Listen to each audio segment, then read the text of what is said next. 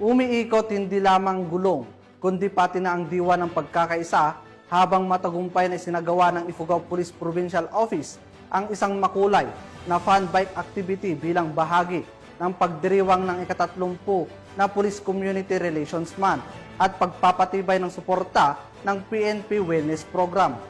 Yan ang balitang hatid ni Patrolwoman Charlene Rose Gumangan.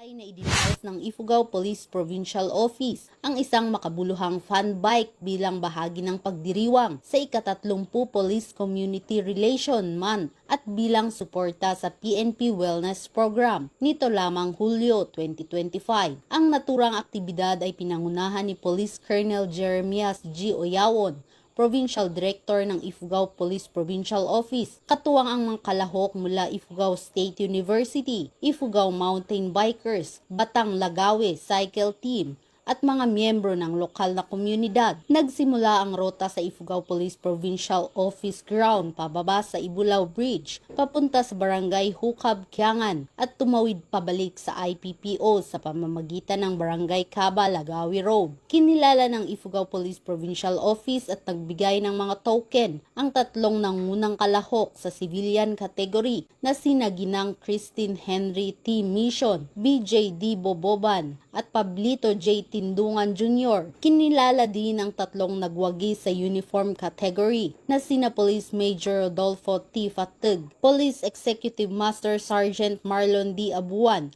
at si Police Major Miles S. Forayang.